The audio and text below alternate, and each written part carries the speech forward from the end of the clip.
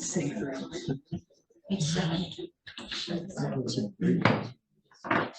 meeting is called to order in accordance with Open Public Meeting Act.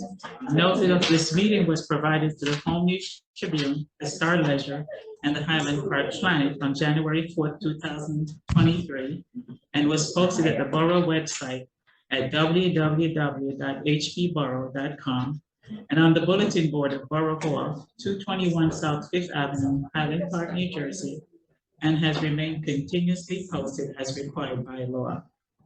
In addition, notice of this meeting via Zoom was emailed to the Home News Tribune, the Star Ledger, and the Highland Park Planet on May 12, 2023, and was posted on the Borough website at www.hbborough.com and on the bulletin board of Borough Hall, 221 South 5th Avenue, Highland Park, New Jersey, on May 12, 2023, and has continuously posted as required by law. Fire exits are to my left and right of the council chambers. Roll call. Mayor Foster. Yes. Councilwoman Canavera. Here. Councilman George. Here. Councilman Hale. Here. Council President Hirsch. Here. Councilwoman Kim Cho-Han. Here. Councilman Pistonik. Here. Special Counsel Bowman. Here. Borough Administrator Hoover. Here. Dr. Penny, can you lead us in the Pledge of Allegiance?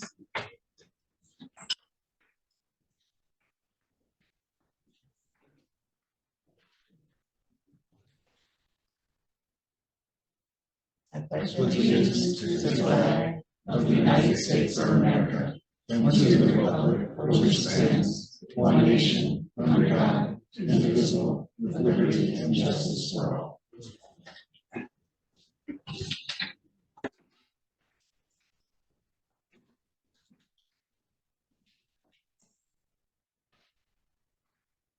Minutes, November 23rd, 2021.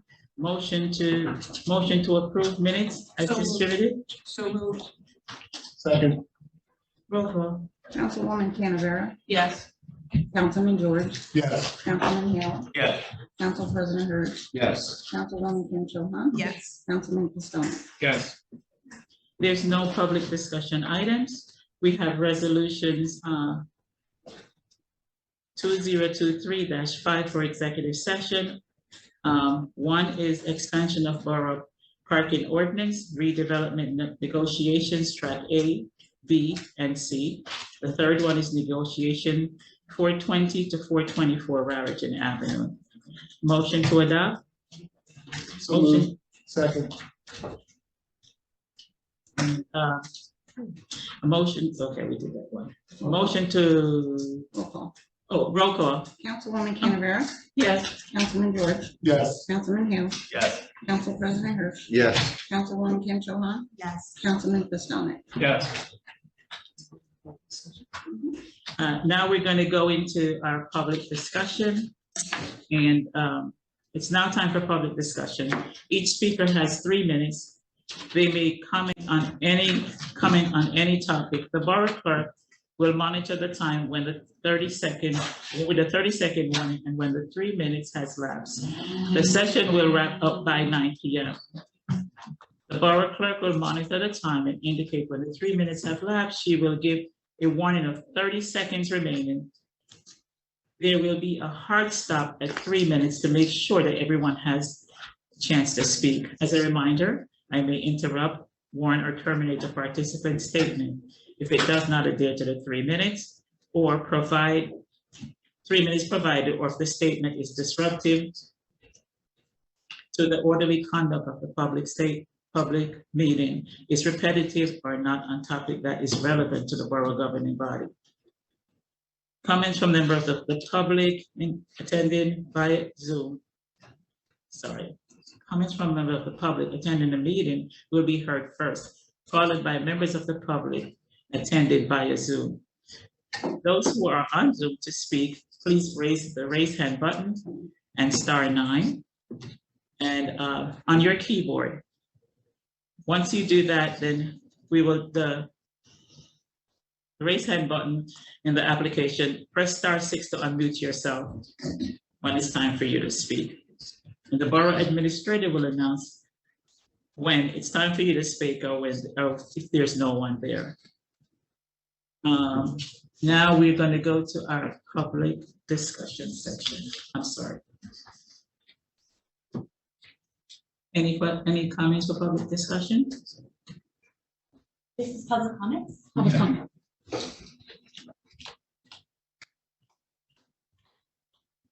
evening, everyone. My name is Jessica Henson, and I'm on Montgomery Street. So I actually just brought a map today so we can talk about the area with specificity of Tract C. This map, just so everybody's clear on what it says, is what it shows. It's the 2023 proposed study area. This has not been published to the website that I know of. Maybe recently it has, but we received this from a member who attended the walking tour.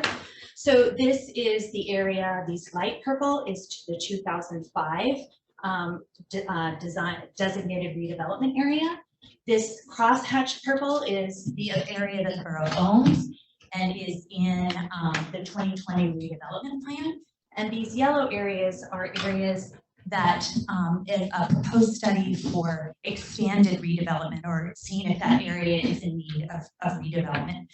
So I think my question, and this is a follow-up to the question that I asked last week at the council meeting, is the developer, the conditional developer, I should say, which is Garden Homes, 232 Raritan Avenue, LLC, has purchased 7 of these properties already starting in August 18th of 2021, has purchased 7 of these properties. So I asked last week whether or not an amended plan had been brought before the public or any kind of variances had been granted, and the answer was no. And so my questions tonight are, why is the borough considering expanding the scope of the redevelopment plan prior to seeking public input?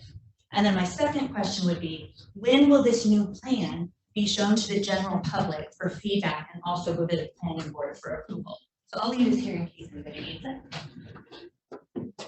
So Council, take that, Mayor. our attorney. Okay, so the process for redevelopment is to first set the foundation, then do the plan, then do the negotiation with the redeveloper on a redevelopment agreement. As you pointed out, the yellow parcels there are not currently in a redevelopment area. And we believe that they will better round out the redevelopment area if they're included. So our first step is to study those, send that to the planning board for comment, and then a recommendation, and then the governing body by resolution would put them in the redevelopment area. That's the first step, that's the foundation. You can't do the second step if you do the first step. The second step will be the redevelopment plan, which is what you're referring to. We haven't done that yet. It has to be in the area first, and then we would prepare an amendment to the existing redevelopment plan for the area, which already exists. You can look online. And that amended redevelopment plan will be sent to the planning, put on the website, sent to the planning board for comment, and back to the council and adopted by an ordinance for another public hearing. So that plan hasn't been drafted yet. It will be once the study is expanded, and there'll be at least 2 hearings, one here and one at the planning board, for you to comment on that plan. Then when that's all said and done, we'll consider whether we expand the designation to the current conditional redeveloper to include all that property. Is it common for a redeveloper to purchase that much of an area prior to a redevelopment plan? Like, I'm just trying to understand, like, it seems a little bit like cart before the horse. So it's a risk for the redeveloper to do that, right? Because we may not agree that that should be in the plan. It may not be qualified in the study. The plan may not get adopted. So the developers can always acquire properties. I'd say it's not uncommon.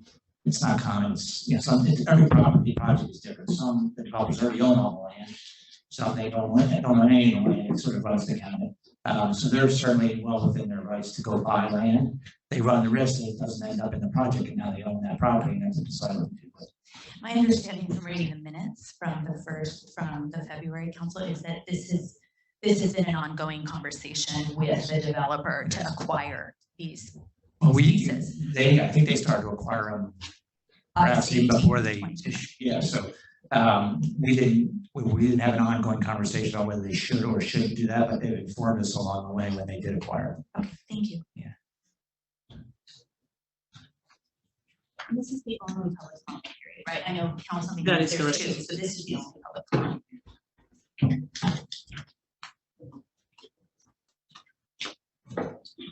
question about all of this. I know that with May I the, have your name, oh, please? sorry, Mary Forsberg, 317 Dennison Street. I have a question about all of this, because you rezoned a lot of this property, which doesn't include any of this new stuff that he bought.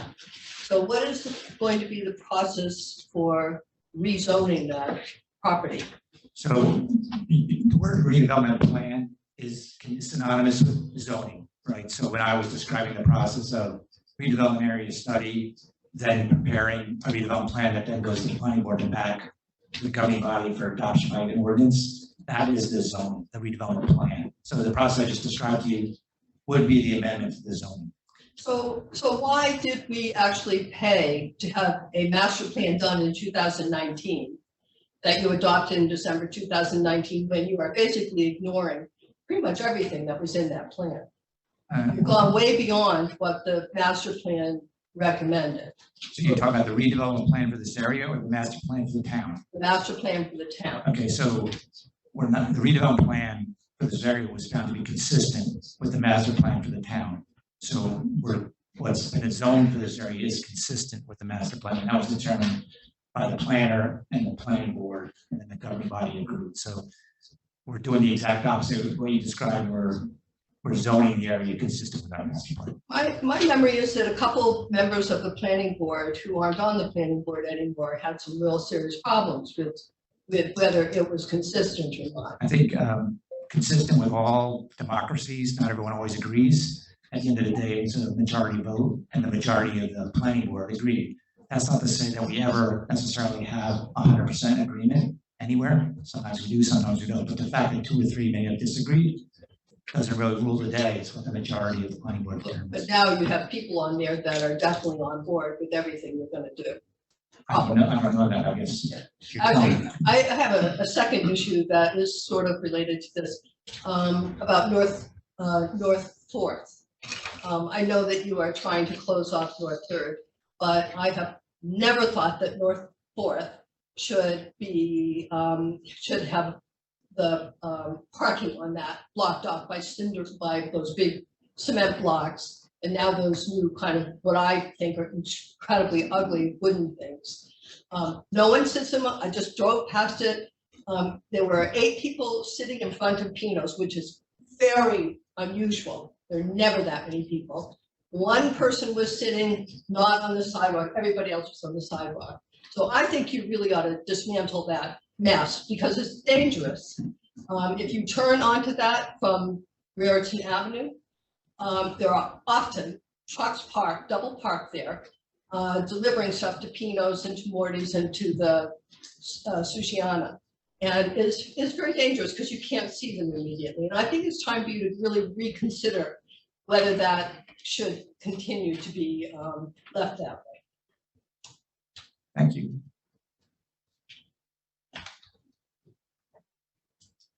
So I want to know, prior to the sale of public land, Excuse me, can I have your name and address? I'm Jackie Waters, 314 Raritan. Prior to the sale of the public properties, is the town committed to providing the write-ups and renderings for the planned developments? Because right now we don't have access to any of that, and I assume that it's in the developer's best interest to have those on hand for whatever they're planning. So we're definitely going to make sure that everyone sees the entire renderings and then some before we Do you have them? agree to. So where we are in the process is we went through an RFP process and proposals were submitted.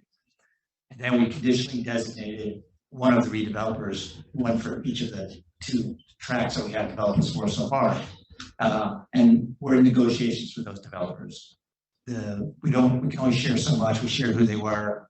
We shared a certain amount of information, but if we're unsuccessful with that redeveloper and we want to move to one of the other bidders, there's a confidential process that has to go on. So we're in negotiations, which is where we are today.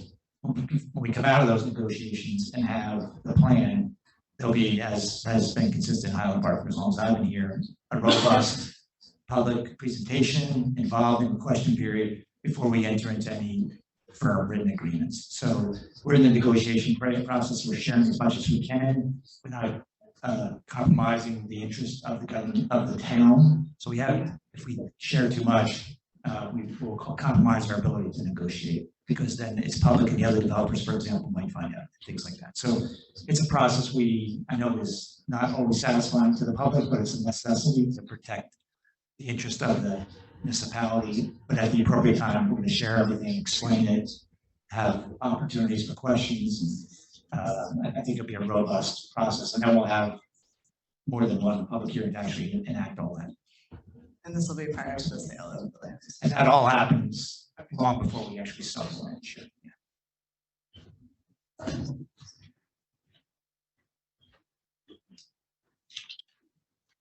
Good evening, I'm Peter Spool, 146 Grades. So it seems to me the town has a position where they're concerned about climate change, and have actually done something to try to help the situation, like putting solar panels on some of the facilities. So I'm wondering, in this new construction of residential units, whether there will be restrictions, requirements is a better word, that the heating and cooling and water heating be done electrically by use of, say, heat pumps, and whether instead of gas ranges and ovens, there's a requirement to use ones that work with electricity. That could be a suggestion that is made. Could we, or do you think that is a good idea to make? It's a great idea, and There's we a can difference. we can make suggestions to the developer. There's a difference between a suggestion and a requirement. I used to have a requirement. Let me add, Mayor. So Yes. we have a much longer than that list. We have a fairly robust list of resiliency, green energy, things that can happen. And the items you're describing now, they are green, all these types of things that we would like to achieve. And so as part of our negotiations, we'll end up with an agreement in writing that will require some or all or most of those things as part of the negotiation. So Things that I suggested on that list. they absolutely, yeah, they're fairly common things that we consider when we're negotiating the redevelopment agreement. The things you described are on that list. You picture being strong about those particular things? I think the governing body is very strong on resiliency. And, Would all of you agree with what you said? and there's a whole long list of things we're going to try and achieve, right? Affordable housing, resiliency. I mean, we have a long priority list that we want to make sure we try and achieve. So it's a give and take along the way. Would you consider strongly, for instance, increasing also, since you mentioned affordable housing, the required minimum percentage to be higher than what the state requires? So all of it's at the end of the day about math and negotiations. So for example, they proposed a purchase price for our land, and we will vet all this as part of our negotiations. We will understand their finances as well as we understand ours. We'll understand their rents, construction costs, all those numbers. We'll vet all that. And as a part of that process, we will be determining whether, for example, maybe we want to have more affordable housing, but then we might get less for our land. Right? So there's a whole process to get to the right balance of achieving as many of our goals as we can, but each one of them has an economic impact. So more affordable housing might be less green, more green might be less money for our land. It's at the end of the day, these are all things that have economic impacts on the project. Actually, the Once you describe it, I agree. the climate warming things are actually more economical to run I agree. than the long run. Yeah. Those, Plus, there's others that are more expensive, but yes, I agree. would the council be willing to take less money to allow for more affordable housing? I think it's not an appropriate question for us now, or too early in the process. But okay. I mean, it's a good question to ask, I would encourage them not to answer. Well, I understand the strategy there, Yeah, but think about it. it's all in our head, I promise. Mayor, we do have a few, we have another, sorry.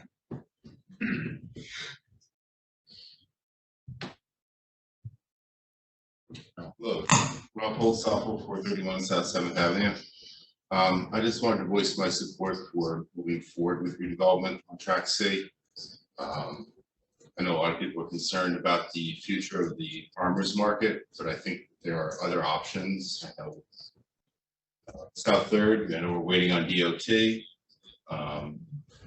If that, if redevelopment happens before DOT approves that, we do have other parking lots in town. There's a parking lot outside. There's the parking lot at Stop and Shop.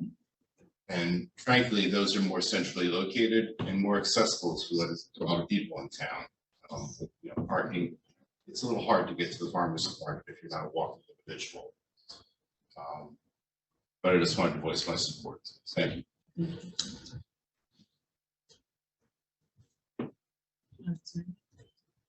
There we have 38 members attending online. I see 3 hands raised right now. First person we'll call on is Ashley Hartwick. Ashley, just please state your name and address for the record, please. My name is Ashley Hartwick of South 2nd Avenue. Thanks. First of all, I'd just like to say that the sound quality is poor. So if I say anything that's already been addressed, I apologize, but it's almost impossible to hear what's being said. So the first thing I'd like to ask about is for Tract C, we just heard it confirmed that the yellow areas highlighted on that map, which are lots 1, 31, 37, et cetera, the ones to the east and the west, are not currently part of the redevelopment plan. Therefore, they can be subject to a referendum. So I would like to request that there be a voter referendum on adding those areas to the redevelopment plan. So you're not allowed to have a referendum redevelopment by law.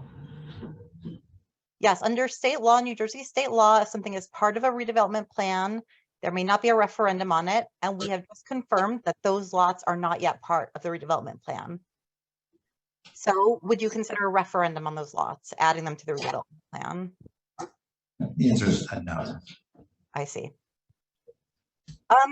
As far as what was stated earlier, that the developers have been informing you all along as they were purchasing those lots, have any other developers or maybe even those same developers been informing you about any other lots they've been purchasing, any other tracts of Highland Park? Not aware of any. No, we're not aware. Not outside of their areas. All right. Other. As it pertains to Tract C, as far as has been currently discussed, let's say to this point, what is the potential height of the building in terms of stories? That's in the redevelopment plan. It's on our website. I don't remember the answer. Right now, it's 5 stories. Five stories. And when you say right now, does that mean that could potentially change? I guess I should have just said 5 stories. It's currently made of the plan is proposed 5 stories. Okay. We haven't had any discussions about any changes. Okay, great. As far as single family homes, for most Americans, home ownership is the #1 asset through which wealth is derived. There's been a lot of focus on having these big apartment buildings built in town. What are you doing to create more single family homes available in Highland Park for people to purchase? Anything? I mean, I think Highland Park is pretty built out. I don't know that there's a lot of room for single family homes. Well, you know, we're saying Highland Park is pretty filled out, but now we're talking about bulldozing a few pretty large sections of it. So yeah, I think it's important to recall the purpose for which we went through this process. So we're trying to economically develop the downtown by, we like to call it, having walking wallets in town. So we're purposely seeking to locate more people into the downtown to rejuvenate the downtown that can only happen with more bodies and more people. So we're purposely trying to do apartments as opposed to single family homes. but not condos, not anything someone can purchase. Want things that are owned by these developers, not by individuals. Yeah, so we, in this process, the one thing that we can't do is require condos versus apartments. And even if we required condos, they could lease them anyway. So that's gonna be driven entirely by the market, over time. I am seeing more condos in New Jersey. So perhaps if it makes economic sense, it may happen, but that's the one thing we really can't control, whether it's an apartment or a condo.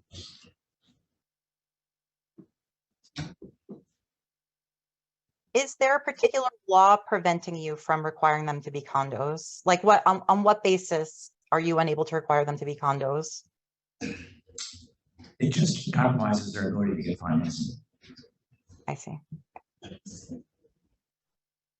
I think that is, oh, we heard a statement earlier that it protects the public, for the public not to be privy to the bidding process of the developers. I'd like.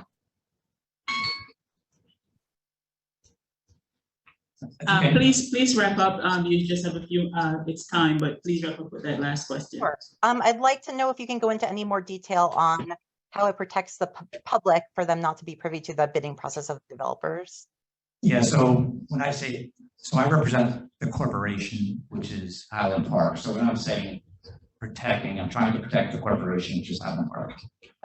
And in our negotiations with developers, if the other developers were aware, for example, of what the purchase price they offered, or what the other economics or some of the details, and we are unsuccessful with our existing developer, and we have to move to another developer, we will have sort of exposed most of our negotiation to the other entities that we may be negotiating with, not to mention the ones in other blocks in town that are simultaneously negotiating. So it's not to protect the information from getting them to the public, it's from protecting it from getting it to the other developers and or parties that we're negotiating with. I'm not trying to keep it from the public, I'm trying to keep it from those other entities. All right, thank you. Yeah. Okay. And I'll just, based on Ashley's comment, suggest we all try to use our microphones up here and also when using the mic up there, trying to make the at-home experience good. Next up is Gerald Pomper. Please just state your name and address to let us know you're there. Alternate A. Okay, go ahead. What? You're there. You can hear me. I can hear you. I'm at 348 South 3rd Avenue. I came to view this meeting. There's going to be some important announcement about two properties. Obviously, the first is the supermarket, former supermarket. The second is the Highland Pizza. We were told quite dramatically before the primary election that there was an agreement to start rebuilding the Highland Pizza. I don't see any signs of anything happening there. So can you tell us within the understandable limits of confidentiality, what's happening with the supermarket and what's happening with Highland Pizza? Just to address the supermarket, we're in good negotiations. The family's in good negotiations because we don't own the property. Things are going well. We can't disclose at this time, but I assure you things are going extremely well with that conversation with the supermarket, and I'm definitely keeping my fingers crossed that we'll have a supermarket in short order. As it pertains to Highland Pizza, they picked up all their permits to open the store. They're diligently working inside the facility now because they said they want to open in September. And I believe that they will make that date for September opening. They have all their permits, all their paperwork. So, and they're working on the inside of the building now to get it up and ready. Well, that's good news. What about, what kind of timeline can you give us on the supermarket? Are we talking about 3 months, 3 years? What's your perspective on It definitely will not be 3 years, but I can't give you a timeline right now. As I said, they're going through negotiations with the grocer that they have selected. They have selected a grocer. I can't give the name of that grocer that they have selected. I think Baton will be pleased with the grocer that they have selected, but they're working through some terms and agreements right now. So you're talking about something relatively short term. I hope so. They're working through the terms right now with that grocer. Okay, Yeah, if I might get add, back to us, please. Yeah, it's out of our, some of it's out of our hands. It's between the private property owner and another private entity. So we're in, they're keeping us informed. We're doing everything we can to help it go smoothly, encouraging them and doing whatever our part can be. But at the end of the day, that negotiation is pretty much out of our hands and we can't make it go faster or slower other than to be there, be responsive whenever they call upon us, which we are doing. Thank you. We have another hand up. It is a phone number whose last 4 digits are 7709. So I've unmuted you. Please let us know your name and address. And you may have to unmute yourself. What is the number? *6. Star six. If you're on the keypad. There you go. Hello? Hi. Hi. Yes, I'm on the phone. Can you hear me? Yes, we can. Okay, my name is Rob Scott. I live at 25 South 2nd Avenue in Highland Park. I lived right around there since 2007. I've raised my 3 kids in Highland Park. The farmer's market on what is called Track C is pretty important to us. And over the past couple of years, as we've come through the pandemic, it's been kind of remarkable. It has, when other things have not thrived, it has thrived. It's been a fabulous success.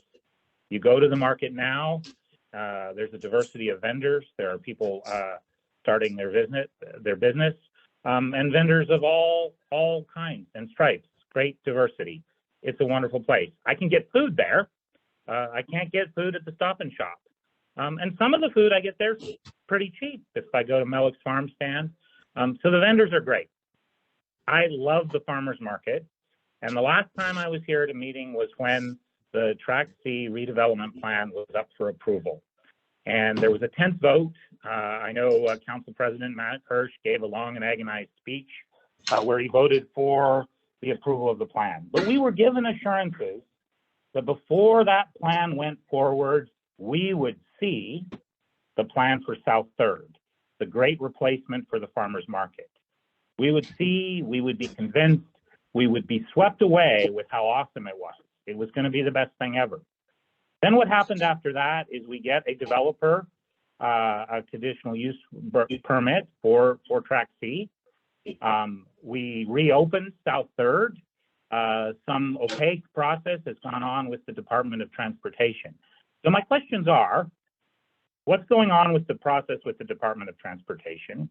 If that street is closed, who will own it? Will it be the DOT? What is the size and shape and boundaries of this new place for the new kitten that we're being offered in exchange for getting rid of our beloved cat? What's that going to be like? What is the plan? And today I see these maps with these yellow buildings and study areas, and we're told there can't be a referendum when we have a citizen pointing out that there can be a referendum. So I want to know, right? I really want to know, what's the plan? Show us the plan. And maybe we can hear from the council and not just the borough lawyer. You said a lot. You said a lot, Mr. Scott. And when we hire an attorney, we hire a paid professional that is here to, that looks at, that has his expertise in these areas. That's why we have the attorney, and he can speak to what we hire him for, to look at our development plan and keep us on track, no pun intended. And so we can get what we need, we get the development that we need. One of the things that I hear you say is that you want to know what's going on with the South 3rd and what's the story with DOT. We have been in constant contact with DOT. I met with them about 3 weeks ago, I believe, and they are still working on trying to get all the permits, paperwork done for the opening of South 3rd. Rob, I think you might need to mute yourself. Yeah, but you're not showing us a plan here. You're proceeding full speed ahead with Track C. So that the discourse in the town is now, it's a done deal. And I will tell you, go back to that meeting. I told you all, this is what I expected you to do and how it was going to go. And I'm so disappointed that after assurances that before the redevelopment, the turning of that lot where we have a great market and something that's working in the town, unlike the supermarket, unlike the Highland Pizza, unlike the Center School, unlike the Sunoco, unlike the Bookwoods, unlike all of the failures of the council, who has arrogated to itself the power of the redevelopment board at this point, that's working. And what we hear is that proposal is proceeding full speed ahead. And I have so many questions. I have such a long list of questions here. And the first one is, you know, what's going to happen with South Third? And what we're hearing is, well, we can't show you a plan yet. So what I would say is, like, you know, the town needs to hear, hey, there's a pause on this until we get that plan. That's what we were told before, months and months ago, and that's not what's happening. And now here we are in a public meeting, and we're hearing things like, no, we'll never consider a referendum. And no, we can't tell you what's going on. And no, this is secret. And no, this is a new study area, and no details. So, I mean, and yeah, you can have the lawyers speak, but the council is also elected officials who have opinions, and they can tell us all what their vision for the town is. As I was saying, that we are still working with DOT to get the permission for South Third Avenue. Once we receive the permission, then we can move ahead with putting renderings in place and pictures so people can see what the proposed plan and what will be coming into the area. We are waiting. We have to wait. We can't say this is what's proposed when we don't have the authority to close the street. But you're not waiting on track C. That's the thing. You're not waiting on track C. Why can't you wait on track C? As I was saying, once the attorney went into great details to talk about what's happening on track C and what's to come and why they are the delays and what we propose to do once we have everything put together. There will be renderings, there will be pictures, there will be more community input that will be necessary as we move forward. Right now, we don't have all of the pieces put together, so to speak. We don't have the permission to close or to open up South Third. That we're still waiting on the states. Until all of those pieces are put together, we cannot show you something that we don't have. And it's gonna take a little bit more time to put together. Excuse me, I'm still speaking. It's gonna take a little bit more time to put together. Once that's put together, we'll be more than happy to come to community meetings and community forums and discuss what we have put together. We can't discuss and propose something that we don't have in place. We need to have something in place. And yes, we do have a professional, our attorney here, to speak to these matters, and that's why he's here this evening. So Garden Homes, though, is the developer for track C, right? And so there seems to be a commitment that has been made to them. At least that's how it reads to me. So with that commitment in mind, have there been discussions with Garden Homes about sustainable building practices? So another a citizen, I forget the gentleman's name, asked some very good questions about, in a world where climate change is what we're confronting, in a world where my Gen Z kids are having their horizons diminished, what kind of things is Garden Homes experienced with doing and implementing in terms of sustainable practice? And what kinds of things are they pledging to do? Will there be bike racks? Will they use recycled materials, permeable pavements? How will they deal with water?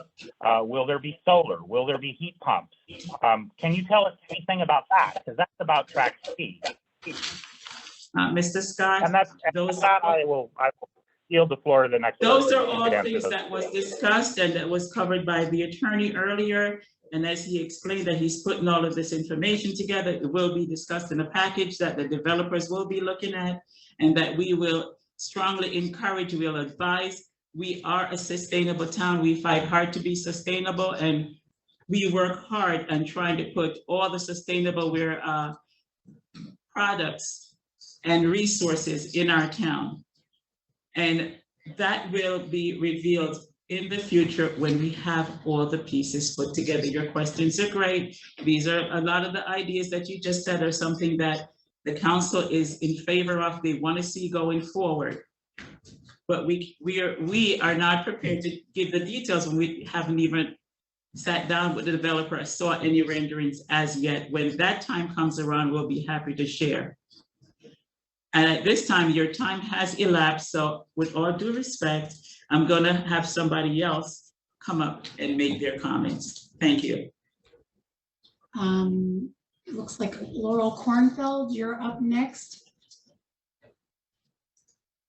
Please state your name and address for the record. Laurel Kornfeld, 106 North 6th Avenue. And I just want to note, I'm commenting, just speaking for myself and not for any boards, commissions, or committees. I want to add my opposition to moving the farm market. I think, as several people have said, it's great, working great where it is. It's popular, people love it. It's a natural town square that has evolved over time. South Third, the site is smaller.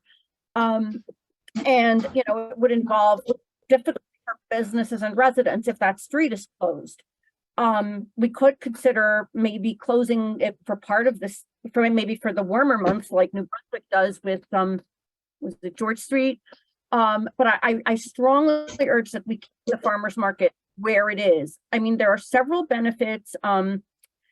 Additionally, for it being a municipal lot, which is people, you know, we want to attract people not just from within Highland Park, but from outside Highland Park. So they may need to drive, park somewhere, and then walk around town. And right now, that's a lot. When it's not the farmers market, that's it. They can use it for that. It's also a site frequently where people park for events that the Reformed Church has. And that church is very active in the community and has a lot of events. And we need to consider what would happen if there was, you know, if no one could park there. I think it would be wrong to sell that property. And I oppose putting a 5-story building there. Once we sell it, we lose a certain amount of control over it. And I think it's one of the best things of this town. So I would strongly urge a reconsideration, and also add, maybe let's have a public meeting or two just focusing on the farmers market, where people could come and express their views and opinions, because then we get more of a cross section of people in the town, more of a chance for feedback. I think that having a meeting like that, that's open both on Zoom and in person, could not hurt and could only help. So I hope you consider it. Thank you.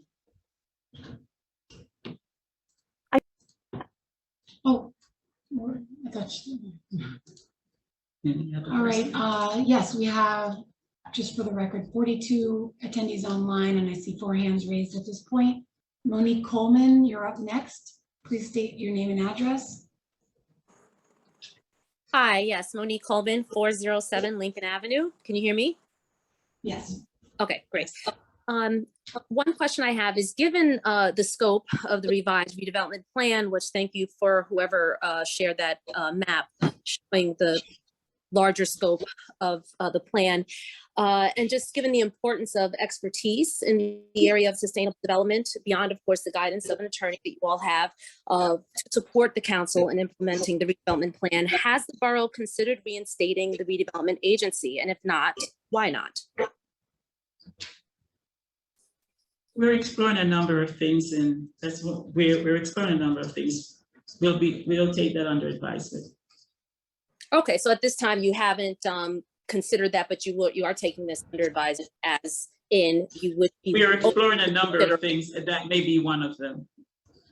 Okay, thank you.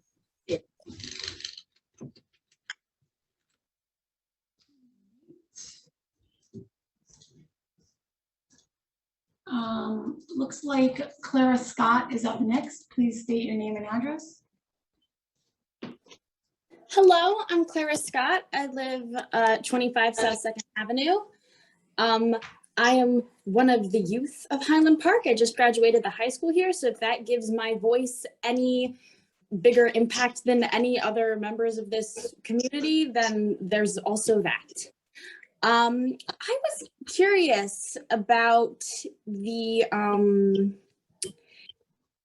ownership of the lot, and if it does get developed to be, you know, this grand South Third Plaza, does the DOT still own it, or is it going to be publicly owned like the market lot is now? You mean, you're talking about South Third? Yeah, if you go ahead with your grand development plan, who owns that? The DOT owns that. Am I crazy? Terry, you want to explain that further? Attorney Baumann? No, Terry. No, I saw Matt Hale, sorry. That's okay. No, Terry, go ahead. So we're seeking DOT approval to close the road at Raritan Avenue. It's specifically a street intersection permit. I've learned quite a bit through this process. It is our right of way right now. It's a local road, but because it intersects a state highway, we pretty much have to get their approval for almost anything we want to do. I'm exaggerating a little bit, but it's especially a permanent change like this that would require resignalization, signage, etc. So after we get their approval, that's our right of way to maintain, design, and keep as it is now, with the exception of, and they're basically going to say, yes, you can now close it here, and we can reassemble the intersection, and then it's ours to maintain, and we'll be obligated to maintain it. They'll be looking at things like drainage and other things as well over time. So it's our municipal right of way now, and it will be after the permit is issued. Okay. I'm also curious, does the borough intend to have Yellow Brick Road remain in their current space? If yes, how will a pedestrian plaza impact parents' pickup or drop off of their children on the Friday that the market is? I mean, the market is incredibly loud. There are food trucks with their engines going, and there's music the entire time. I don't think a bunch of 3-year-olds can nap through that. And I don't think any of the residents in that street would be incredibly appreciative of it either. What do the owners of Yellow Brick Road think about this plan, or have you not asked them? I think the owner of Yellow Brick Road is in favor of the plan. We have been having conversations, and they're in favor of having the farmers market in that area and in favor of the plan. You think that they're in favor of the plan? You know that they're in favor of the plan. I have met with the operator of Yellow Brick Road. There are going to be some issues we got to work out, like drop off, pick off on Fridays, but she's ready to work with us on making that work for her and for us. So that's the last conversation we had. I can also just chime in, as a Yellow Brick Road parent, for at least 3 or 4 more weeks, after a long 8 years. I've had conversations with the operator as well, and she is confident that we'll be able to work it out. Okay.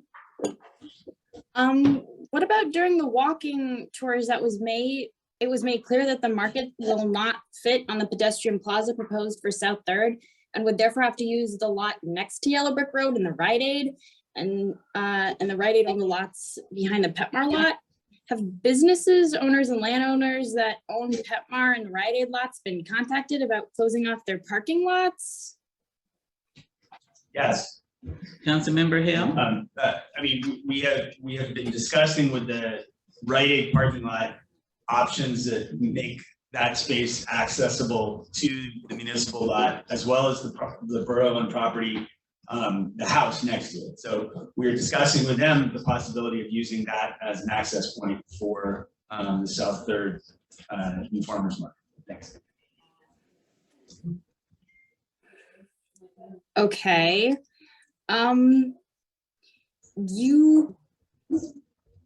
All right. Well, the market lot is also used for many community activities outside of the farmers market, like the outdoor movie theater, the night markets, and the Rot Book Trucks Rot Festival, along with just being a general safe outdoor eating area during a global pandemic. 30 Are seconds. the South Third development plans accommodating to these community needs?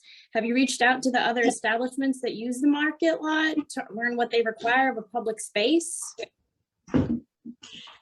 The South Third Pedestrian Plaza will be able to accommodate all those vendors that use the space. And for us, it's a plaza for us, a town square. And in the town square, you'll be able to have all those events happening and the space being utilized by groups that are currently using the Reformed Church area right now. Okay. So yes, the answer is yes. So you reached out to Rot Book Truck and they said, yes, 100%, I can give you a list of what we need to have a workable area where we can hold our community events. And you will accommodate this? I did not reach out to Book Truck, but the events that are currently being held in the farmers market parking lot, that South Third, closing of South Third would open up spaces for events to be held in that area. It would become a pedestrian area where we can host different events. If you're asking me if I reached out to one particular group or one particular business, no, I did not. But the space is going to be able to accommodate various events that we utilize that space for, such as the concerts, such as movie nights, such as family get-togethers. That space will be able to accommodate those things. Okay. I would also like to bring up during the. I'm sorry, you've just run out of time a few minutes ago, so I'm going to give the opportunity with a packed house. I would like to give the opportunity to other people in the audience to speak. Of course. Thank you for listening. Yep, just I'm gonna keep my queue in order. Next is David Hughes. Please state your name and address for the record. Hi, this is Melanie McDermott, and I share an address with David Hughes at 330 South Third Avenue. And I would also like to zero in on the farmers market question a bit more. My first question is, and I'll give the reason for my concern. I think an anxiety that I share with a lot of folks in town is about the sequencing of events. I'm very supportive of the overall effort, and I want it to succeed. My question is, what will happen if the DOT does not give permission in a timely manner? And I have a basis for my concern. In the field, I work with a lot of people, planners, people who work in transportation in the state. And the DOT has a reputation for being, let's just say, not progressive organization. And there's not a lot of interest from the higher levels of DOT at letting municipalities do creative things that serve local needs. One can speculate that's because maybe they think that if they say yes to Highland Park, then they're going to get 10 other applications. But I've heard from people who work in transportation some pessimism around this. So, so what happens? Is there a cutoff date by which this whole development plan can't proceed if the DOT doesn't give us permission? What then?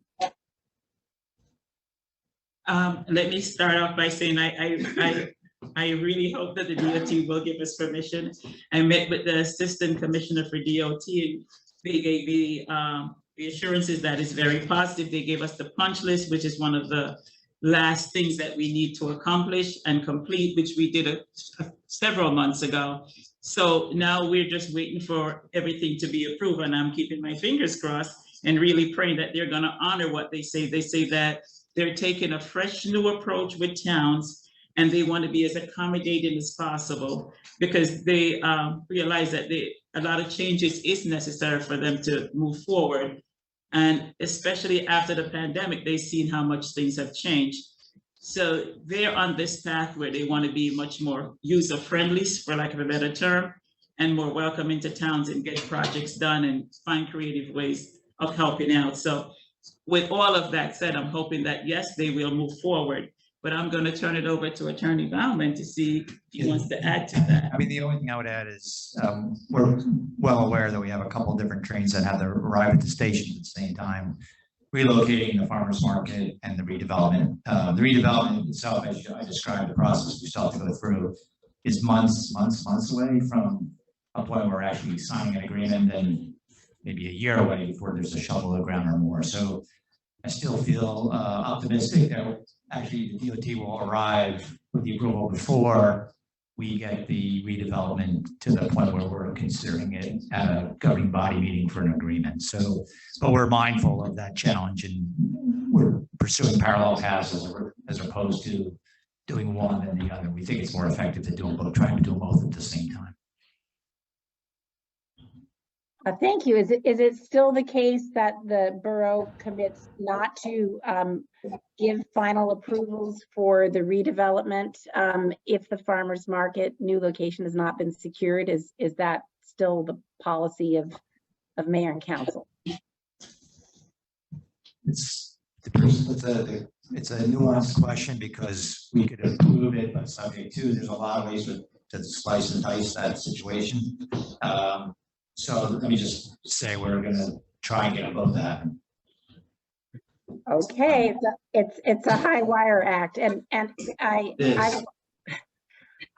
it's not the first time we're on that high wire though. So okay, I would also like to sort of comment that I understand with reluctance the reasons why specific plans can't be released for the actual redevelopment track because of the commercial competition.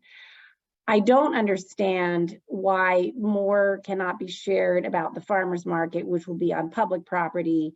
I don't think the same constraints apply, and I understand that it will be an investment to do these things, and you may want to have a really compelling design before you go in. But can you please explain why we need to wait to start sort of hashing out what this new space will look like? I think it's really at the end of the day about being mindful of public dollars. So we think we're going to get the approval. We expect to get the approval. We have positive signs we're going to get the approval. But if we don't get the approval, we would have designed something that we can't build. So I think, I know front and center of the mayor and the council and Terry always is, care with spending money. So I believe that they're trying to be thoughtful and careful about how, when we spend money and put it at risk. And so I think the appropriate and careful, fiscally responsible thing to do is make sure you got your approval locked up. And then with that as background, you can sort of then expend more resources to design it, knowing going in that as a size and scope and whatever, and the property is available next door, it will work. But to spend real dollars to take it to the next level, I think is more appropriate after we have locked up the approvals. And I think most people would sort of agree that's a fiscally responsible approach. So that's what we're trying to do. We're trying to bring, again, you described it as a higher wire act. It's also being careful with how we spend money through this process. And at the end of the day, it's going to be a great result, although I understand why through the process it feels unsteady to everybody, particularly because you're not, unfortunately, in the loop as much as we would like you to be because you can't. So the anxiety is real and understandable, but I can tell you it's shared on the dais and we talk about it all the time. And the goal is to end up with a famously wonderful farmers market that you all be proud of, and a development project that will put wallets on the street and further economically develop the downtown. That's our goal. We're committed to it, and I still think we're on a path to make that all happen. Okay. Yeah. Okay, thank you. I don't know if there's time left. I might suggest that. No, your time has, yeah. Oh, okay. All right. Thank you. Thank you. Give me 1 second here. Okay. I see two hands raised. One has already spoken and the other one hasn't. Should I call? The person that hasn't. hasn't spoken? Next up is Lisa Noss. Please just state your name and address for the record, please. Hi, so technically my name is Lisa Kaplan and 123 South Adelaide Avenue. And I'm really happy and excited to hear about all the development plans, and I know there's a lot that goes into it. And also, of course, construction and all of this is take time. But in the meantime, we have a lot of empty storefronts, especially between First and Second Avenue. And, you know, recently the Greek place came in there and that's been really thriving, or so it seems, because there's always people in there. But I'd love to know what else you're doing to incentivize businesses to come into. Sorry, we lost the last question, the question portion of your statement. Please repeat. Oh, you didn't hear it? Did you hear anything of what I said? I heard the Greek place looks great, and then it kind of trailed off. Okay, I'm sorry, I guess I got cut off. So my question is about what are you doing to incentivize new businesses to come into these empty storefronts?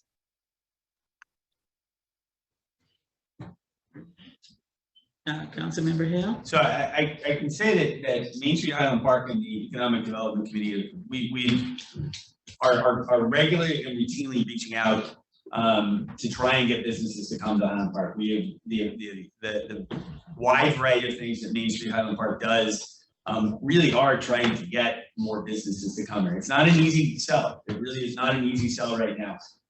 But that is something that Main Street works on an ongoing and a regular basis. So we are open to ideas of attracting business. We were listening to people who are expressing some interest in Highland Park, and we'll continue to do that. So we are hoping that one of the primary ways of attracting new businesses is by having the apartments on Raritan Avenue, which are the walking wallets that Attorney Baumann spoke about. That is the customer base, right? Increase in the customer base that we are and has worked elsewhere, but we are hoping that that is going to be the economic driver to bring more businesses to downtown, is having those ready walking wallets living on downtown. Great, thank you. Yeah, and I understand that and it makes sense, but of course it's going to take time to get to that point. So in the meantime, is there, I've heard that it's actually difficult for people who are looking to rent property to even find the list of all vacant properties that are available. So is there some sort of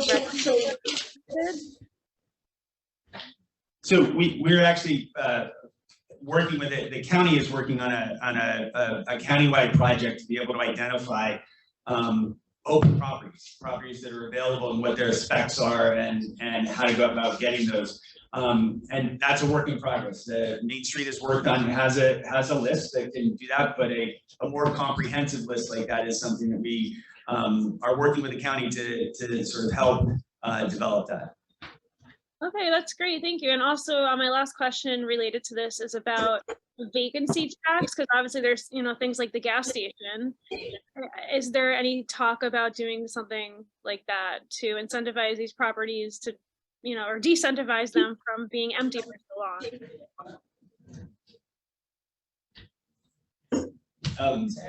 Sorry. It's a no-go. Okay. Yes, yes, we are very much working on an abandoned properties ordinance. It is something that we have been working on for quite a while and are still working on to try and make sure that we are doing it legally and doing it fairly. We have drafts of that, and ideally those will come forth soon. Yeah, I would also add, I think the mayor has taken some leadership in this. We're trying to unstick Sunoco. I'm trying to.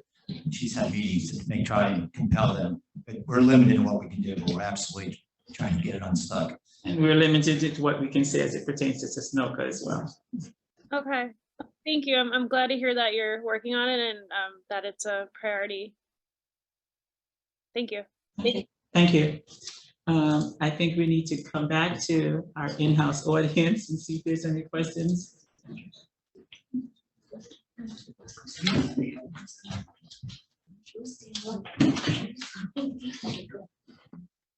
Hi, I'm Terry Rosenberg. I'm at 32 Skyview Terrace. Can you hear me? Okay, so my question really has just a little bit of clarification on these yellow properties. And how did they get to, what's the designation of this yellow property? And are they currently, have you spoken to the owners of those properties? Is it something that you're just hoping for? Is it something that the borough is trying to acquire again with taxpayer money? And what kind of, if you could envision, what would this yellow property piece, how would it interact with the other purple properties? So we're going to, it has to meet the criteria for, we need to redevelop them. Excuse me, so that's the criteria. We're not looking to buy any property on this side of the block. We did buy property on the other side of the street, which we did for, I think, great reasons. So here, we're not looking to buy any of that property. And we think it rounds out the site better. You know, it gives you, for example, access from a different location. We're trying to eliminate access from right now. You're trying to get rid of curb cuts. So some of those would give you a different way in if you had a project, for example. So, but aren't those current properties in yellow, aren't they privately owned and are? So the developer would buy them if they don't own yet. They would have to negotiate to purchase them. So they would have to reach out to the current owners of those properties and say, we want to take your properties. We want to buy it. We're not using condemnation. No, we're not, right, you're not, I understand. You'd have to negotiate an arm's length transaction to buy But it. then these people would have to be, their businesses would have to be relocated. Yeah, but they would be voluntarily agreeing to sell it, so I assume that would be part of the negotiation. It would be a private negotiation. We would not really be participating. So it's not something that you reached out to these. We're not developers. You would be expecting the developers. Excuse me? Terry? Yeah. Just to clarify. Different Terry. A different Terry. Oh. Terry with one R, I don't know which way you go. Our planner is doing that study on those yellow lots. And I just happen to know because I have become familiar with some of these property owners through this process.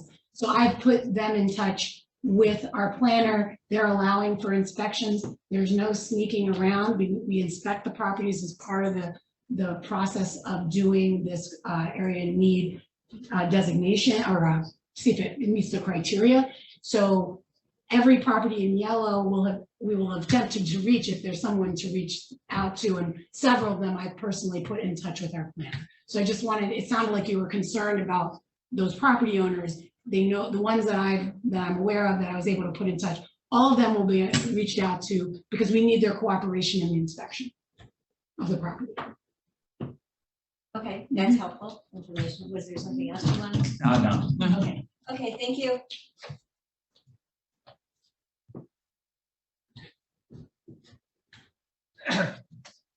I think I can't stay too long. My name is, for some of you who don't know me, my name is Ramesh Pandey, Dr. Ramesh Pandey. First, I would like to compliment the mayor and these council people for arranging this meeting. I live in Highland Park for more than 30 years. I moved here in 1991, but this is the first meeting I'm attending here, thanks to the lady who brought me here today, because it is very, very important for me and for the people who are living in Highland Park to know the council members, to know the mayor. Okay, then my question is first thing I want to compliment for the redevelopment meeting, and what are we going to do? My question to the redevelopment committee group or whatever you can call it for the senior citizens, because many times senior citizens are moving to North Carolina, Florida, Texas and all that. We don't want them to move. Okay, there was a nice Rite Aid was there the other day. I went to Wells Fargo. They said we are closing and we have to go to the Edison. So what are you doing And I think at least the redevelopment group must think about the senior citizens. It's very, very important.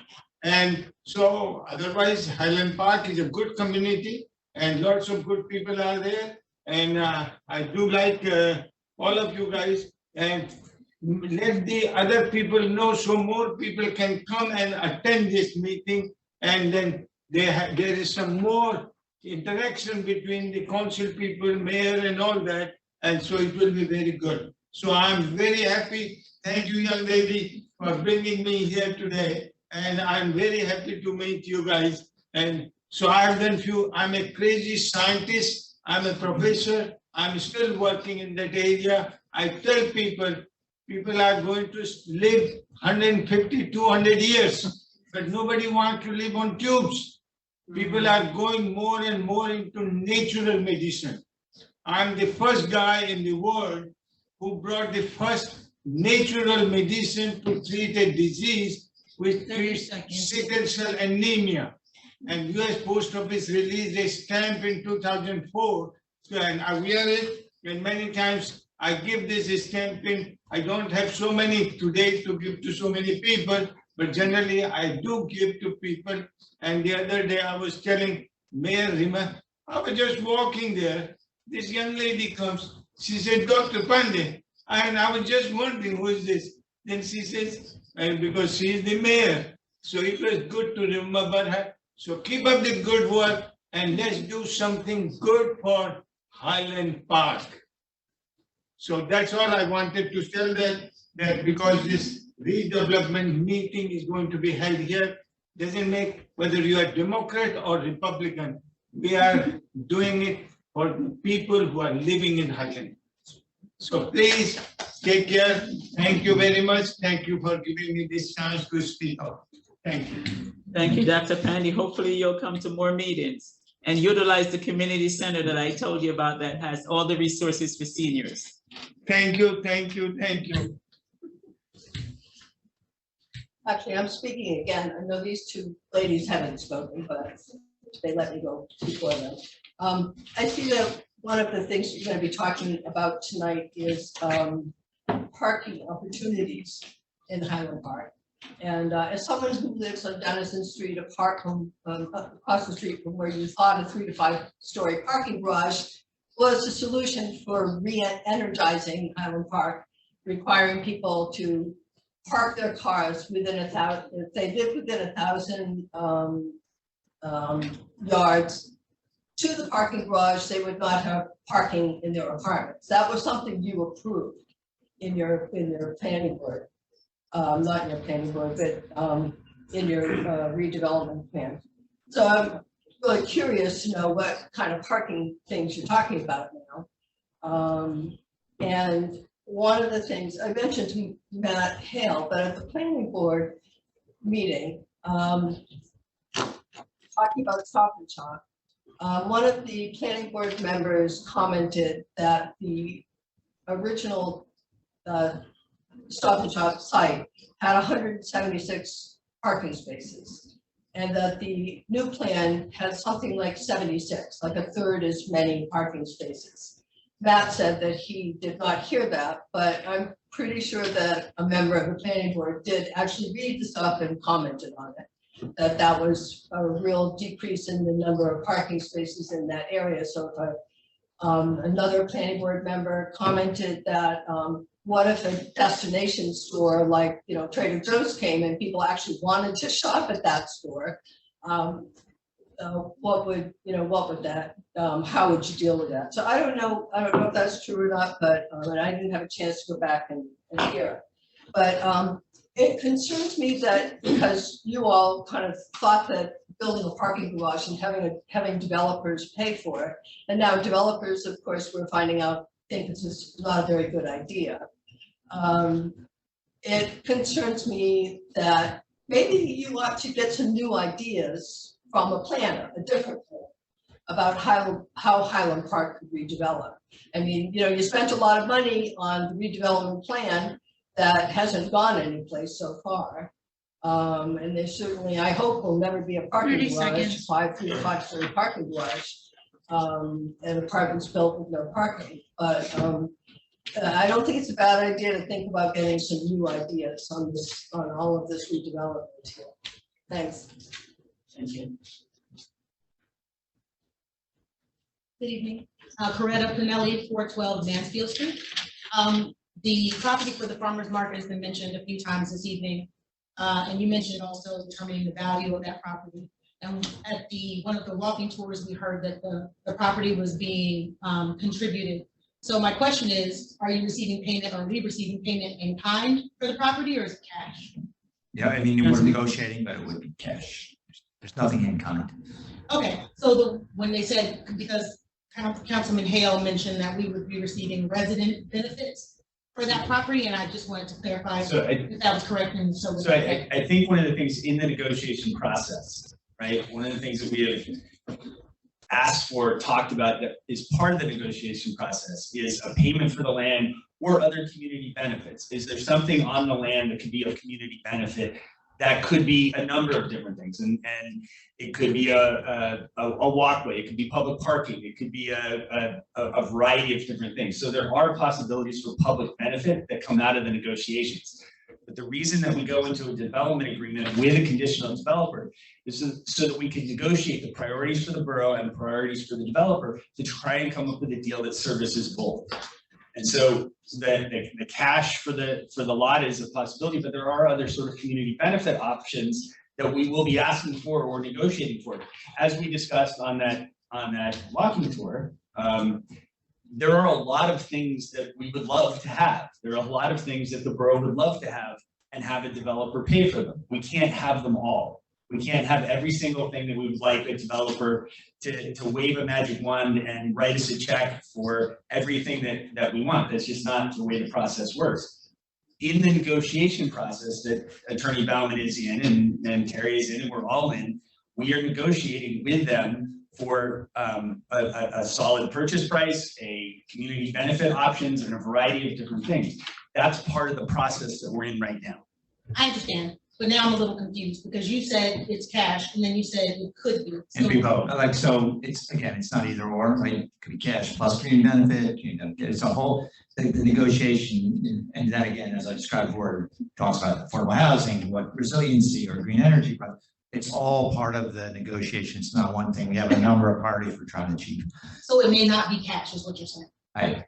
I believe there'll be a combination. I'm sorry? I believe there'll be a cash component, but But it might not be the value of the land in cash. It could be a combination of cash and something else, or completely something else. yeah, I think we have a lot of creative ideas on what. I understand. I'm just asking a very specific question. I understand there are a lot of ideas. It's hard for me to answer you in a way that you're gonna find satisfactory, but. No, it's not a matter of it being satisfactory. It's a matter of it being accurate. Right, So what so I'm all asking those is, I think things- everyone all would those like to things are on the know if the property is being given away in exchange for something else. I think that's something that everyone would like to be clear on, You know, we're not giving away anything, but you may be in exchange for something else. and that's not giving it away, then, is it? Oh, I'm sorry. You said it would not be in kind, but you just stated that it might be in kind. Or a part in kind, part cash, that's what I'm trying to say. I mean, I know you feel like I'm a lawyer answering the question, but because there is. I feel like you're a lawyer answering. I know, I get it. Mine not I try not to be a really- lawyer answering the question, I'm telling you, it may be some cash, maybe some community, it's all those things. A combination of all of the above. Yeah, all of the Okay, I above. just want to be clear in that it may not be cash.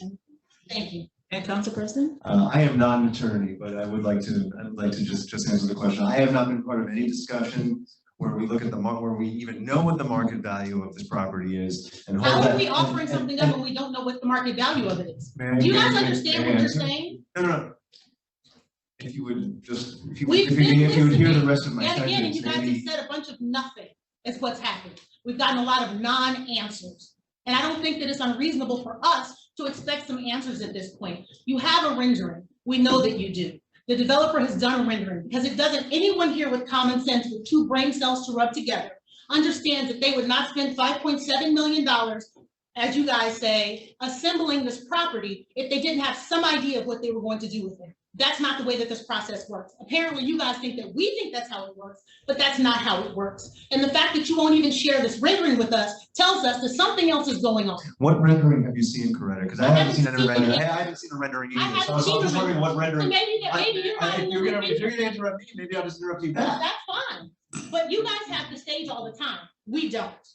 I'm sitting here listening the entire time, and the one time I open up my mouth, I get, exactly what just happened. So I just want to say that we have not been part of any discussion where we look at the market value and hold that up to any community benefits. There are a lot of ideas when it comes to community benefit, when it comes to this project. I am not interested in the money aspect of this deal, whatever it is. I am not sophisticated enough to be part of the money aspect of this deal. What I am looking for is the overall benefits of community. Leora, I saw you make a face, so I'm going to acknowledge it. Thank you for your face. What we need to look at is the overall benefit to the community. And that includes a number of things. It includes a number of things where we are going to be principled and not have to negotiate against ourselves, where we take less from the community in exchange for something else. So that's the answer there. I think that's what we are holding out and waiting to see what can be worked out with these property owners. Thank you. Please state your name and address for the record. My name is Francesca Maresca, and I'm at 216 South 3rd. And I have, I think, a somewhat related question to money. The borough already has a pilot financial agreement, which I believe is payment in lieu of taxes with Garden Homes, which is also 31 River Road, Urban Renewal, which is the Frederick on 2 Walter Avenue. So my understanding is that the annual contributions, that they committed to an annual contribution to our Highland Park schools. So we have a commitment, but we have not yet been paid. When can we expect these payments to be made? And I have a part 2 to get out of the way. And does the borough intend to pursue another pilot agreement with this conditional developer for Track C if indeed that doesn't move forward? I'm gonna turn this one over for Terry for some answers, because we spoke about that briefly. We're gonna do some research about the payments to Well, the schools. the first part of the question, I may defer to Joe on a portion of it, for the Frederick project, there was a discussion amongst council, and as part of that, to do a share of the pilot payments to the borough. That would be something that the borough remits to the school as part of, and I think I defer to Joe to explain the mechanics of how that would work. But that is something, and we were waiting for the project to have a full year on the books to figure out what that payment, what the share would look like for the schools, but. Yeah, I think we'll have that into a joint agreement with the Board of Ed. That the borough and the Board of Ed will have to agree to that. So I just want to make sure I understand. So we have a pilot agreement, but we don't actually have a set amount. No, the agreement on what gets shared of the money the borough gets has nothing to do with the redeveloper. They have an obligation to pay us X dollars. We would agree with the Board of Ed how many of the X dollars we would then transfer over to them. It's not a developer. They have nothing to say about that issue. So in essence, we, the township, are waiting, have we been paid the pilot amounts? They've been paying the pilot. They've been paying the pilot amount, so now it's a matter of the township and the Board of Education. Correct. Having a conversation about how much will be actually going into our schools. Correct. Okay, and then the second part is, if we do go with this, I know this is the conditional developer for Track C, if and when that does move forward, will there be a second pilot agreement? To be determined for all the projects. Thank you.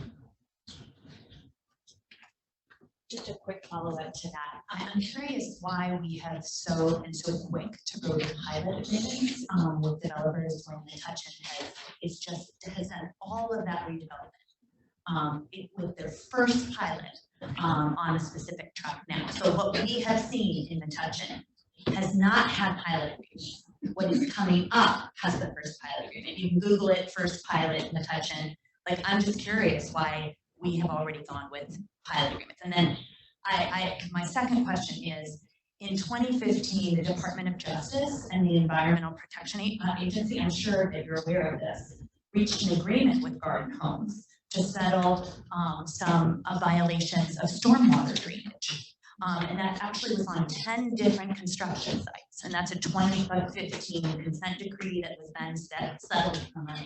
And so I think we've seen you've expressed your commitment to sustainability, important environmental practices.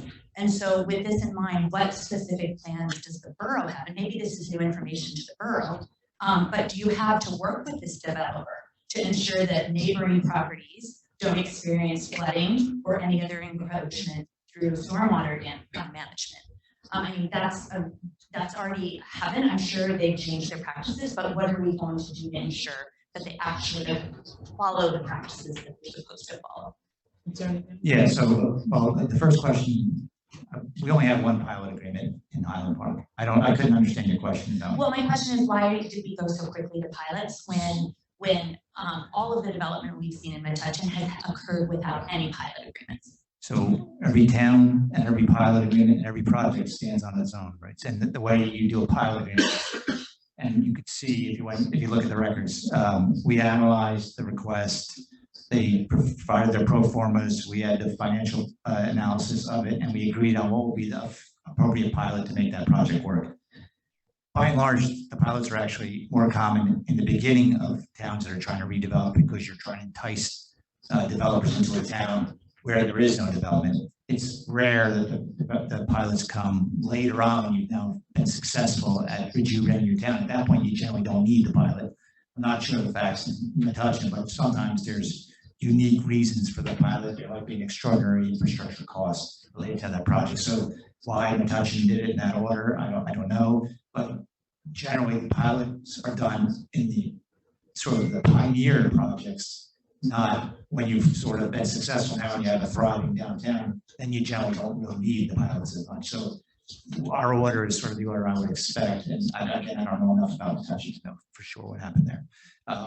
Stormwater is highly regulated in New Jersey by the DEP and by our building inspectors, so we'll be all over that process. Were you aware that they did have that? I'm generally aware about pretty much every developer we spoke to has had some issues over the course of their 20, 30 years of existence. I think that one's like 10 years old or more, 10 or 15. So 2015, so 8 or 9 years old. So yeah, I've rarely run across a redeveloper who of that size and that number of projects has had issues along the way. So we're mindful. If you Google garden homes, you probably can find a lot of other interesting stories about them beyond that one. So we're aware of it. But they've actually done a great job with the first project. One of the reasons we like them in particular is because they have a proven successful track record in town that we can touch and feel, that we experience from beginning to end. Thank you.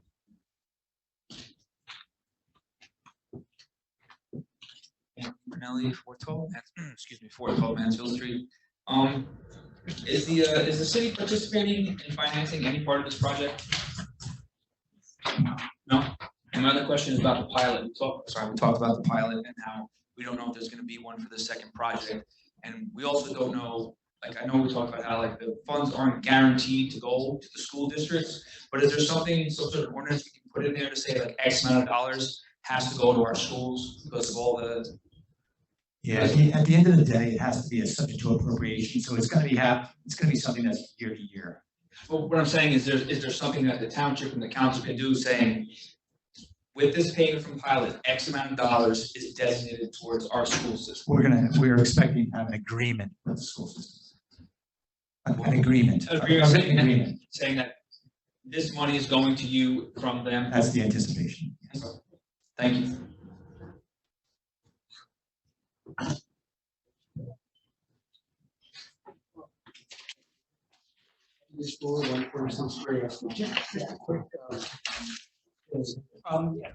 One of the people that was on Zoom mentioned porous pavement, and since this project or it's likely to get expanded, taking away backyards and reducing the amount of porous square feet, that would be a very good idea. Yeah, impervious coverage. So we're attentive to impervious versus impervious, maximize impervious. Yeah, but that's a good way to do it, since the building will take up a lot of what would have been backyard and won't be pervious. Okay. Yeah, so that would be a good thing to require. So. And solar cells on the roof is also what we recommend.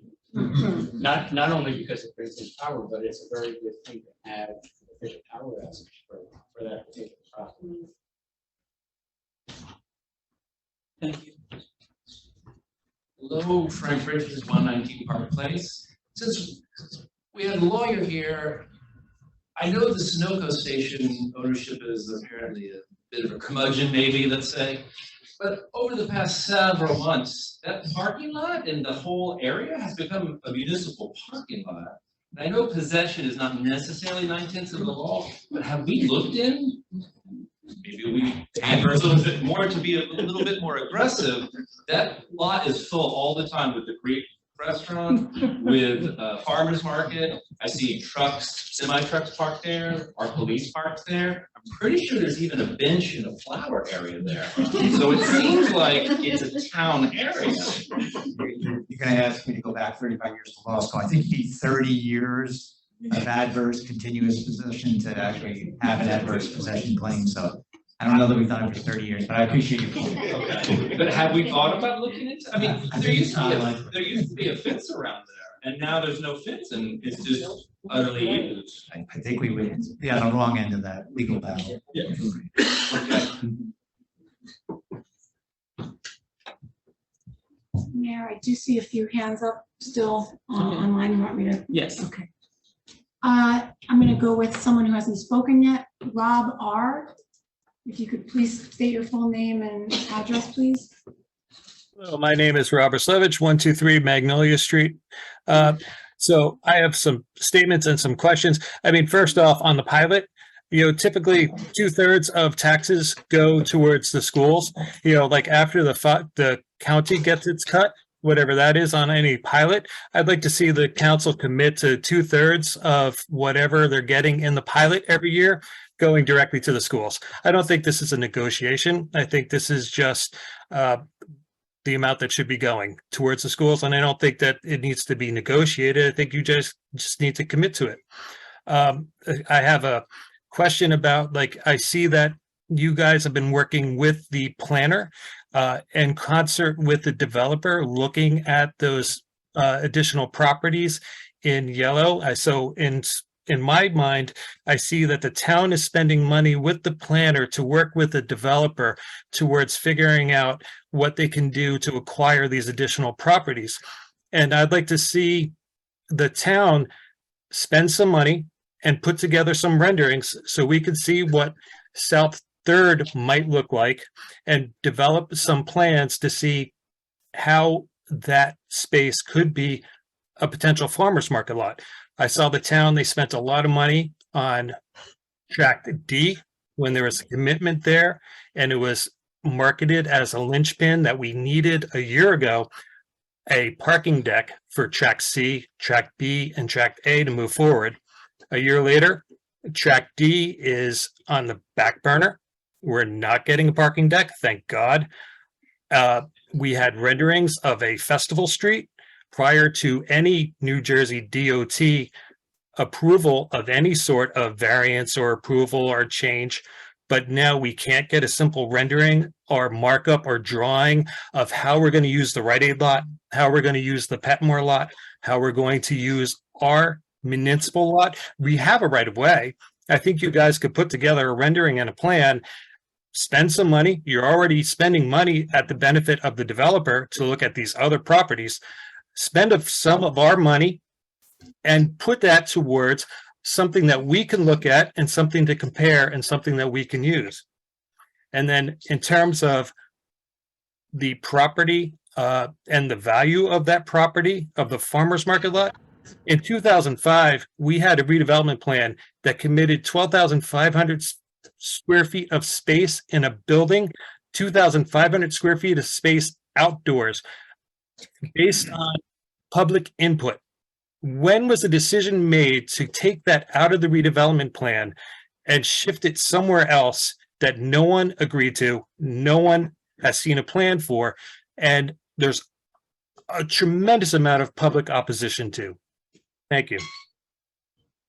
Just let me clarify one thing. The money that we're spending to do the plan is coming out of an escrow paid for by the developers. So that's not municipal funds, that's the developers paying for it, which I think is an important distinction. The discussion about the farmers market and relocating it is just having the subject as a dozen meetings, more and more over many years. I mean, we've been talking about that for a very long time, so it's been vetted pretty significantly for, again, years. Is Terry being paid by the developer to do this, or is the public paying her paycheck when she's doing and setting up these meetings on the developer's behalf? Terry is a borough employee. Right. And she is our economic development person. She wears many hats, and that's one of the hats that she does wear. But she wouldn't be the person to do a markup of the farmer's market design. So. Mayor, Yes. Looks like Chris Woodward, you're next. Please state your name and address. Hi, everybody. I'm Chris Woodward. I'm 224 Lawrence Avenue. So just two notes. I'd like to just say, you know, I very much agree with what the previous speakers have said about the fact that the share of the school district from the pilot agreement is not something that's, you know, should be negotiable. It's really a legal loophole that, you know, some towns try and take advantage of, that they're in charge of the pilot agreement to get around the usual revenue sharing. I hope this town wouldn't try and do that, and I'd like to see a commitment to that. That was certainly the understanding I had before. And the second point is I'd just like to urge the borough to adopt a no net loss of public space as a design principle in the redevelopment. This is something that other towns have done.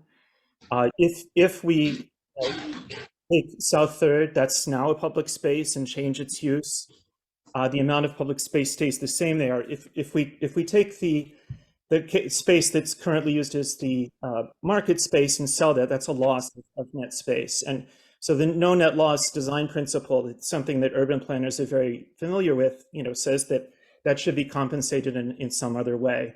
And many cities have that as a design principle written into their redevelopment plan. I urge the borough to adopt that principle as well. Thank you. Thank you. And Mayor, hold on 1 second. Last up with the hand raised is Gerald Pomper.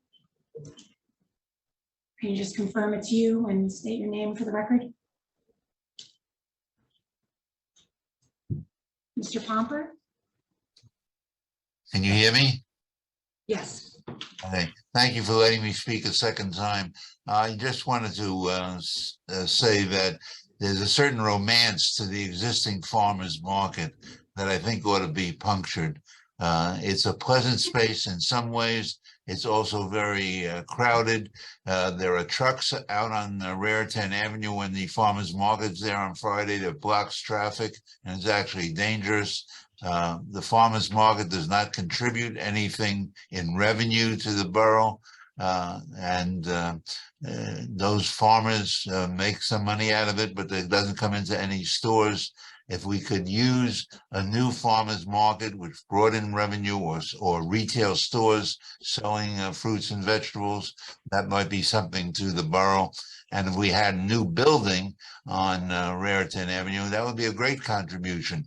This town is lacking in development, and we need new building with the real estate taxes and the other revenues that they would bring in. And we should not ignore that in this romantic search for some Garden of Eden in the farmers market as it now exists. Thank you. All right.